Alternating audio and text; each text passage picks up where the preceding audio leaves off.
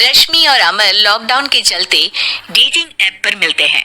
उसी बीच उनकी बॉन्डिंग बहुत अच्छी बन जाती है और दोनों एक दूसरे से प्यार करने लगते हैं। बस लॉकडाउन खत्म होते ही चट मंगी पट शादी। उससे पहले घर में बात तो कर लो। अरे माँ पापा कभी मना नहीं करेंगे। अमर की बात सुन रश्मि खुश हो जाती है। ऐसे ही दिन बीतते हैं और देखते ही देखते लॉकडाउन खुल है, जिसके अगले ही दिन अमर अपने परिवार के साथ रिश्ता लेकर रश्मि के घर पहुंच जाता है। अभी लॉकडाउन खुला ही है और कोरोना तो खत्म भी नहीं हुआ, इसलिए ज्यादा कुछ ना करके अगले कुछ दिनों में छोटे फंक्शन के साथ शादी कर लेते हैं। अमर के पापा की बात पर सब सहमत हो जाते हैं।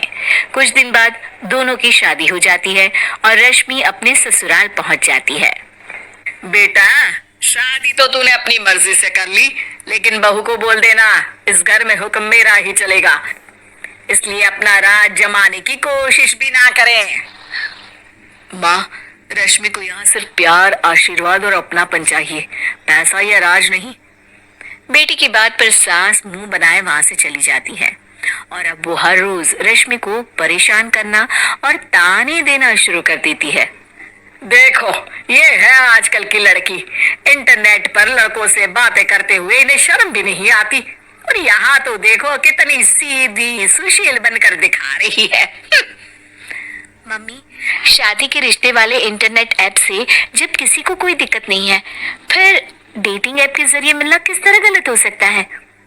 रश्मि की डेटिंग ऐप वाली बात सुन उसकी हैरान सास तुरंत तुनक कर पूरे घर को सिर पर उठा लेती है, जिसकी आवाज सुन अमर और उसके पापा भी वहां आ जाते हैं।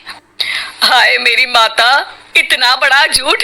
डेटिंग ऐप को इंटरनेट के जरिए मिली है बोलकर इस कलमुही को मेरे सर ला बिठा दिया। अरे नासपीटी, तुझे जरा भी शर्म नहीं आई? वहां न जाने कितने लड़कों से गुलू गुलू करके तुझे मेरा ही लड़का मिला था फंसाने के लिए। माँ, मुझे तो समझ नहीं आ रहा क्या बोले जा रही हो। डेटिंग ऐप इस्तेमाल करना कोई अपराध नहीं है, और तुम रश्मि को ऐसा कैसे बोल सकती हो? मैं भी तो था उस ऐप पर। पहले उसके लिए माँ से झूठ बोला और अब लड़ाई कर रहा है। सास और अमर की बात सुनकर रश्मि हैरान खड़ी रहती है। अमर, तुमने घर में झूठ क्यों बोला? ये सब देख रही हो ना, इसी की वजह से झूठ बोलना पड़ा।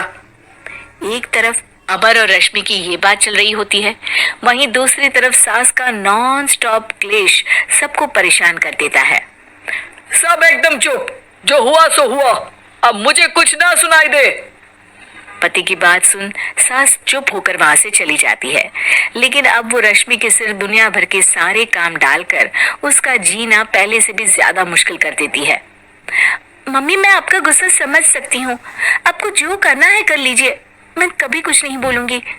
उम्मीद है किसी दिन तो आपका गुस्सा शांत होगा और नफरत प्यार में बदलेगी।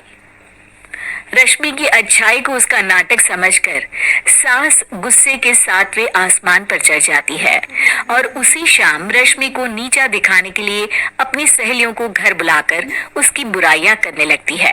अरे कौशल्या, क्या बताऊं, आजकल के बच्चे ना बहुत एडवांस हो गए हैं। पहले रिश्ते घर परिवार वाले सब देख परख के कराते थे, और अब ये लोग खुद न जाने कहां कहां मिलकर खुद ही सब कुछ पक्का करके हमें बता देते हैं। लड़की का कैसा दिन धर्म, कैसा ईमान, कैसा चरित्र कुछ नहीं पता, बस प्यार किया और घर लाकर बिठा देते हैं। अरे ऐसा क्यों बोलती हो? आजकल बच्चे अपने आप में बहुत समझदार हो गए हैं, और फिर पूरी जिंदगी तो उन दोनों को ही साथ निभानी है। अपनी पसंद से शादी कर भी